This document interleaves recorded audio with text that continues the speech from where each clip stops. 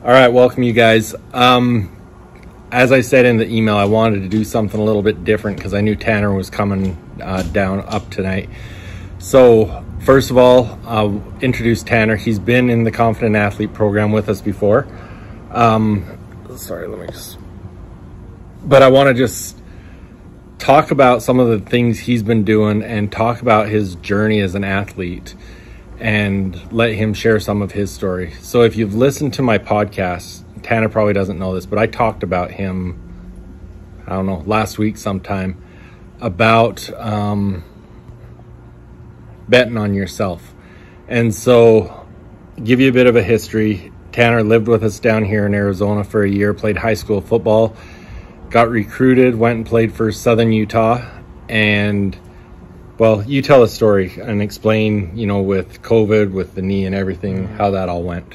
Yeah, so I moved down here back in 2018, did a year of high school. I had one scholarship offer to go to Southern Utah, play football. I ended up taking that offer, and I was there for 3.5 years, and obviously COVID hit. It was kind of weird with that, and I ended up tearing my ACL last spring. And so I went through that rehab process. I kind of got to a point in my life where I knew I was ready to move on from Southern Utah and kind of decided to bet on myself around Christmas time, and that's when I just decided to transfer. I ended up transferring to Arizona and kind of, like I said, bet on myself. I ended up walking on, and I mean, best decision I ever made was betting on myself and kind of taking my own steps and taking charge of my life, I guess. So yeah, so that's one of the things I really want to talk about, and that's what I talked about in the podcast, is betting on yourself. So he was at Southern Utah on a full ride scholarship. I mean, full ride scholarship worth, what are they worth? It's a lot. hundreds of thousands of dollars. Yeah. And I guess first of all, the whole thing of betting on yourself to move away from your family, come down here, live with us, because he had goals of where he wanted to go with football after high school. And his best chances of doing that were being down here. And so that was the first time he really did that. But then, to be able to sit there and look at it with a full ride scholarship worth hundreds of thousands of dollars, to have your goals, because he's got, and I'll let him talk about that, he's got a lot bigger goals. And to achieve those goals, he wanted more. And to be willing to walk away and not have anything guaranteed when he was walking away from something that had a guarantee took a lot of confidence in himself to be able to say, you know what, I know what I'm capable of, and be able to do that. So talk a little bit about the whole process of making that choice, why you had so much confidence in doing that, and also share about what your overall goals are. Yeah, the confidence thing, that comes from years of playing and years of really betting on yourself. The confidence wasn't always there, especially after tearing my ACL, but I had glimpses of it throughout my career at Southern Utah. And really the confidence was with going to Arizona.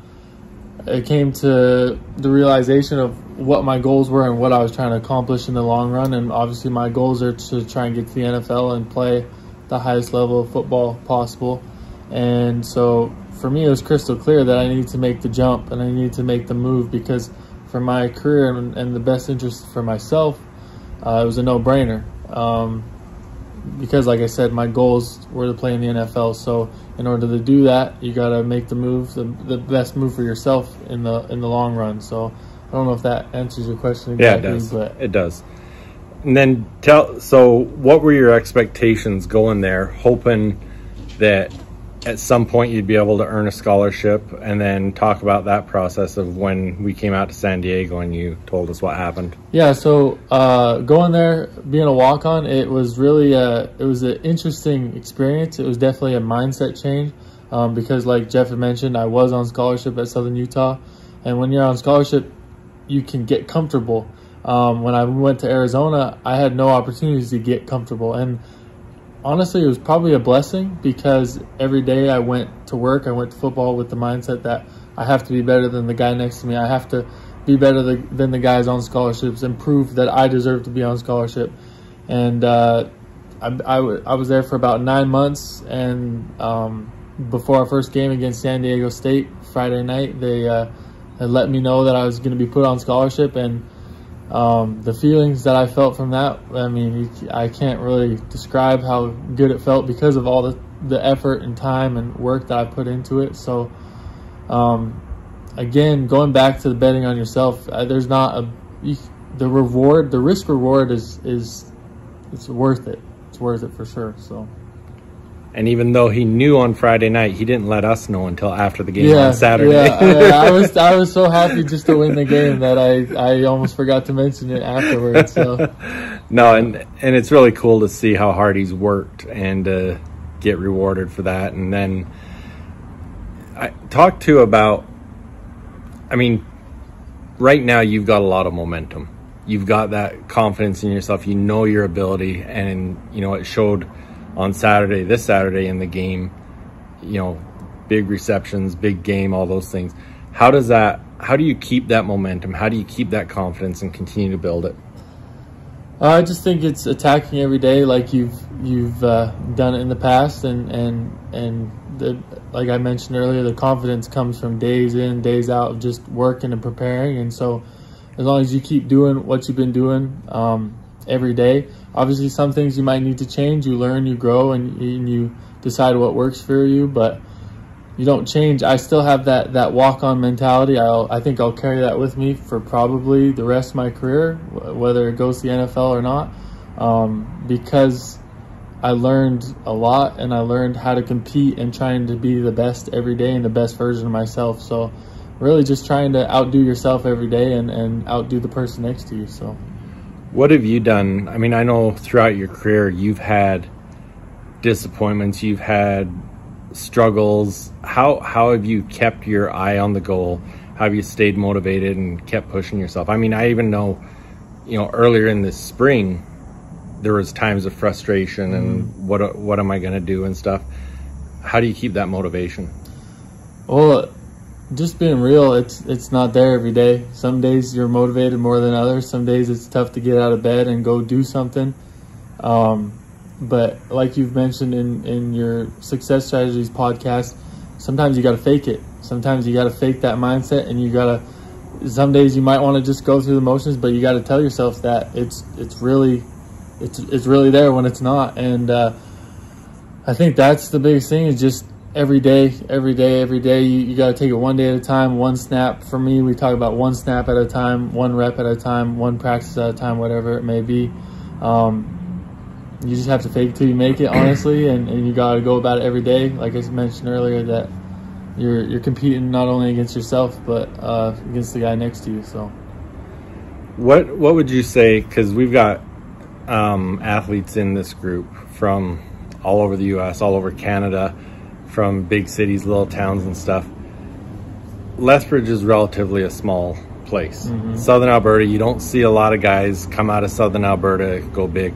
I mean, even start with talking about 8 years ago, going and watching U of A. What would you tell athletes who have those big dreams but might be thinking, but it's not really a reality because you've done it? So 8 years ago, I went to a Washington State, Arizona game, and the feelings and emotions I got from that game were something that I carried with me all through high school, and then these last 3-4 years of college, even when I was at Southern Utah. And there's an image that I consistently replay in my mind, and I was on the sidelines. It was our whole football team, our LCI high school football team, that went to watch this game, and we got sideline passes. And I remember watching the Arizona football team run out of the tunnel, and I consistently replay that image and that feeling and that emotion in my mind. And that's something that I knew from that day that I wanted to experience one day on my own. So I think a big thing for especially small town athletes, maybe if you're not where you want to be yet, maybe you're still developing, maybe you didn't make the senior team, you're on the JV team, whatever it may be, those dreams and goals, you got to have one goal that you wake up in the morning and you're fired up to go compete. You're fired up to go be the best version of yourself. And if you don't have that, I mean, you really can't get to that level that you want to be at. You really have to shape your life around it if it means that much to you. So, you know, and the cool thing is, so they played in San Diego State, so that was his first game with Arizona, and then this last weekend they were playing Mississippi State in Arizona. And if you go to my Facebook, you'll see the video of them running out of the tunnel with the fireworks and everything. And to be able to see that from watching that 8 years ago as a high school kid that was probably 150 pounds at the time. Yeah, to beanpole, yeah. To be out there in the real thing, it's pretty awesome. And I mean, even for us to see all your hard work paying off and be able to watch that, it's really cool. Talk a little bit about, you know, as we talk about becoming the best that you possibly can be, we talk so much about mindset, we talk about confidence and stuff, but there's also, you've got to be able to learn the things. You don't know what you don't know. You can only learn what your coaches can teach you. And I know even moving down here, playing high school, you learned a lot because you had NFL coaches. Yeah. You know, then you went to Southern Utah, you learned a lot there, even about, you know, putting on size, about the game, and now you're at another level. Talk about the ability to get better and better by finding yourself the better mentors, coaches, and everything. Yeah, I think as athletes, you always you want to be coached hard. If you don't want to be coached hard, you don't want to be great, in my opinion. Sometimes you might not like it. Sometimes you might not like hearing what the feedback is that come from these coaches, but most coaches that I know want you to get better. They have the best interest in mind for you. So I think seeking out those mentors, those teachers, you'd be crazy not to. You'd be crazy not to, because they're really they're trying to make you the best athlete possible. So it's a no-brainer for me to go and attack the teaching, I guess you could say, of whatever sport you're trying to do. So what would you say, I mean, just continuing on the whole mindset thing, a lot of the things we talk about, you know, especially 3 areas that I talk a lot about with building confidence, building self-confidence, is number 1, preparation. You know, the more prepared you are, the more confidence you'll have. It's hard to, if you go into a situation you're not prepared, you can't have confidence. You don't have that. The other is talk the talk. It's the self-talk. It's the conversations you're having, and the walk, just your body language and stuff like that. How would you add to those areas? The talk the talk and the walk, that's a huge thing for me. Mentally, every day, whether it's practice, whether it's a workout, whether it's before a game, during a game, talk the talk, talking to myself mentally, that's a huge one for me. I talk to myself every day, reminding myself what my goals are, what I'm trying to accomplish, who I am, who I'm trying to be, who I'm really competing against. And at the end of the day, it's myself that I'm competing against. So the talk the talk is super important for athletes, and trying to get that mental edge against your opponent and with your teammates. So talking about walk the walk, it goes back to the mindset. When you don't want to wake up one day, you might not want to be at the practice, you got to fake it. You got to fake it till you make it. You got to walk the walk even when you don't want to walk the walk. You got to act like you want to be there. You got to have a smile on your face. You know, like we always talk about energy vampires, you can't have any of that going on. You got to be locked into what you're trying to accomplish, because like I mentioned earlier, the end goal, the end result that you're looking for, the dream that you have locked in your brain that you're trying to accomplish every day, that should overpower any type of negative energy, any type of negative feelings that are coming out the set day, whatever it may be, that you don't feel like waking up. So talk the talk, walk the walk. I think that's really important for an athlete. So. Do they teach you other John Gordon principles? Yeah, we do. Really? We do, yeah. John Gordon's a big guy for us. That's awesome. I'm lined up to have him on my podcast in a while. Oh, that's sweet. Yeah, that's really cool. Well, awesome. When you said energy vampires, I'm like, that's that's John Gordon. One, yeah. And you know what? That's for any of you listening. I can refer a lot of John Gordon stuff to you guys. Even if you guys know, if you've been here with me for a while, Tammy Matheny, who wrote the Confident Athlete book, she's the one that's tied me in with a lot of John Gordon people, and so there's a lot you can learn from him. He's great, and he loves football. Yeah, he does. Yeah. So, I guess any last things for any of these younger athletes that are looking to reach their goals, become the best that they're capable of? What would any last words you want to share? My biggest regret when I was at a young age was not throwing all of my time and effort into it. Obviously, you want to enjoy growing up and you want to have fun in high school, but if you really want to accomplish your goals and dreams, like I said, there should be a picture that you envision in your brain that nothing can top that feeling, nothing can top what you're trying to achieve. So dedicate your lives to it, because if that's your dream, that's all that matters. It'll pay off one day. So that's really cool.